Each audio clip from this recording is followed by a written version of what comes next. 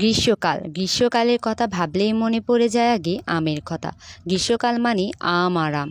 Hello everyone, আসসালামু আলাইকুম, welcome to my blog. আম আমাদের সকলের প্রিয়। আম নিয়ে আমরা অনেকেই হয়তো অনেক কবিতা পড়েছি। তার মধ্যে কবি জসীমউদ্দিনের লেখা মামাবাড়ি কবিতাটি আমরা কম বেশি সবাই পড়েছি। আয় ছেলেরা আয় মেয়েরা ফুল তুলিতে যায়, ফুলের মালা গলায় দিয়ে মামার বাড়ি যায়। ঝড়ের দিনে মামার দেশে আম কুড়াতে সুখ, পাকা জামে মধুর রসে রঙিন করে মুখ। কি কবিতাটি শুনে মনে পড়ে গেল তো সবার শৈশবের কথা। স্কুলে ভর্তি হওয়ার আগে হয়তো অনেকে এই কবিতাটি আমাদের মা বাবা বড় ভাই বা বোনদের থেকে শিখেছি। ছোটবেলাটা কতই না সুন্দর ছিল। ছোট বড় সকলে মিলে আম কুড়াতে যাওয়া যে মজাটা আজও মনে পড়ে।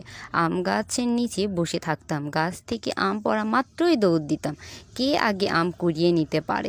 আম নিয়ে অনেক মজার কাহিনীও আছে, তার মধ্যে একটি শেয়ার করি। আমরা যখন দাদি বাড়িতে বেড়াতে যেতাম তখন আমার বড়াব্বু আম পাড়ার জন্য গাছে উঠতো। আমরা বড়াব্বুকে বলতাম, বড়াব্বু গাছে উঠে আগে কিন্তু কিছু আম নিচে আমাদের জন্য ফেলে দিতে হবে, তারপরে আম পাড়া শুরু করবেন। আর আমার বড়াব্বু কী করতো, আমাদের সঙ্গে মজা করার জন্য সে গাছে উঠে কিছু আম আগে খেত, আম খেয়ে আমের আটি ফেলে দিত। আর এইদিকে আমরা ভাই বোনেরা ভাবতাম যে আম ফেলে দিয়েছে, দৌড় দিতাম, যে কাছে যেয়ে দেখি সেটা আম নয় আমের আটি। এমনই মজা আমাদের সঙ্গে করতো। ছোটোবেলাটা আসলে অনেক মজা ছিল। সবাইকে অনেক ধন্যবাদ আমার ভিডিও দেখার জন্য। আসসালামু আলাইকুম, আল্লাহ হাফেজ।